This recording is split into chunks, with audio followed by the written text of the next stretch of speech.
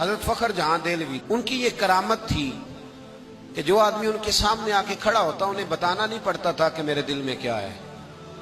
بندہ سامنے کھڑا ہوتا تو حضرت ہاتھ اٹھاتے، کہتے اے اللہ یہ اولاد کی دعا کرانے آیا ہے، اسے اولاد کی دولت عطا فرما دے. بس جو بندہ کھڑا ہوتا دعا کر دیتے. رش ہو گیا، بادشاہ وقت پریشان ہو گیا. اس نے کہا یہ بابا اگر اسی طرح چمکتا دمکتا رہا تو میرے لیے تو مسائل کرے گا، اسی طرح آگے بڑھتا رہا تو یہ تو کل کو کہیں دعویٰ ہی نہ کر جائے حکومت کا. اس نے ایک طوائف کو بلایا، ایک سازش رچی، ایک ایکٹنگ سکھائی. حضرت جب جمعے کی نماز پڑھ کے نیچے اتر رہے تھے تو اچانک وہ عورت آ گئی. اسے تیار کیا گیا تھا، ٹرین کیا گیا تھا. بڑے لوگ ٹرین کیے جاتے اور شیطان بڑا شر پھیلاتا ہے. وہ معاشرے میں جملے چھوڑنے کے لیے ہوتے ہیں کہ تم لوگوں کے کانوں میں یہ فکریں چھوڑتے رہو. وہ چھوڑتے رہتے ہیں بیچارے، لیکن لمبا نہیں چل سکتے. کچھ دیر کے لیے شر پیدا کرتے ہیں. ہمیشہ جو چیز چلتی ہے وہ خیر ہی ہے، حق اور سچ ہی ہے جو ہمیشہ. جملہ اس کو سکھا دیا گیا. حضرت فخر جہاں دہلوی رحمت اللہ تعالی علیہ سیڑھیاں اتر رہے تھے جامع مسجد کی، دلی کی جامع مسجد کی. ارد گرد دائیں بائیں مرید عقیدت مند حلقہ احباب، لائنیں تھی لوگوں کی. حضرت جب نیچے اتر رہے تھے تو وہ بی بی دوڑی آئی اور اس نے بات کی تو اس طرح کی جس طرح بڑی پرانی جاننے والی ہے. ایکٹنگ جو لوگ کرتے ہیں نا وہ بڑی زبردست کرتے ہیں. آگے کہنے لگی کیسی طبیعت ہے، پھر صحت ٹھیک ہے، جو کمر میں درد تھی اب اس کا کیا حال ہے.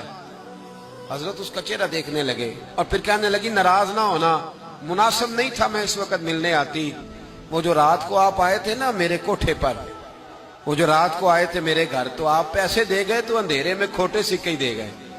تو میں بازار گئی ہوں تو دکاندار نے لیے نہیں.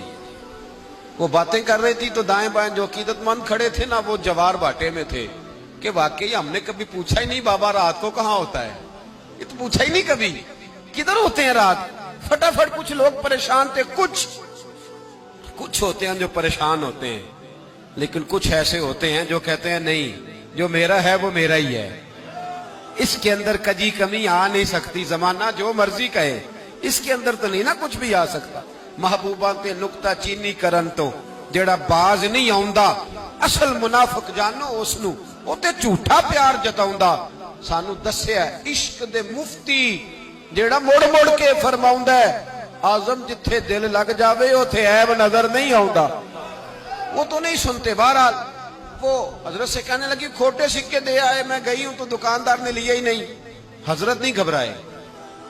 سچ کے اندر بڑی طاقت ہوتی ہے. گھبرائے نہیں. آپ نے الٹا ہاتھ اس کے سر پہ رکھا اور سیدھا ہاتھ جیب میں ڈالا. کیا شان ہے رب کے بندوں کی، کیا مقام ہے اللہ کے ولیوں کا. فرمانے لگے ایک بار نہیں 3 دفعہ. کہنے لگے بیٹی بیٹی او میری بیٹی تو کھوٹے سکے دے جا، اصلی سکے لے جا. اور بیٹے پریشان نہ ہونا، اگر پھر بھی کبھی اصلی سکوں کی ضرورت پڑی نا تو آ جانا. فخر جہاں کا دروازہ تجھے کھلا ہی ملے گا. اصلی سکے لے جا. دے کے سکے حضرت آ گئے. نیچے اترے تو وہ خاتون سکتے میں ہے. حضرت سیڑھیاں اتر رہے ہیں وہ سکتے میں. چند منٹ میں اس نے فیصلہ کیا، دوڑی آئی اور آ کے قدموں میں بیٹھ گئی. کہنے لگی بابا بتا تو کس سندل کا بنا ہے، کس مٹی کے بنا ہے تو، کیا خوشبو اور کیا حسن ہے تیرے کردار و عمل میں. بابا مجھے تو پیسے دے کے تجھے بدنام کرنے بھیجا گیا تھا. اس پورے دلی شہر میں میری طرف جب بھی کسی نے دیکھا ہے گندی نظر سے دیکھا ہے. تو کس سندل اور کستوری کا بنا ہوا ہے. میں تجھے بدنام کرنے آئی تھی اور مجھے کیچڑ میں لتھڑی ہوئی کوئی تو نے بیٹی بنا لیا ہے. 1 دفعہ نہیں 3 دفعہ بیٹی بیٹی کہہ کے پکارا ہے. یہ کہتے کہتے اس نے نقاب اٹھایا اور اپنے چہرے پہ رکھا. کہنے لگی حضور میرا وعدہ ہے اب میں لوگوں کو بتاؤں گی فخر جہاں کی بیٹی کس طرح کی ہوتی ہے.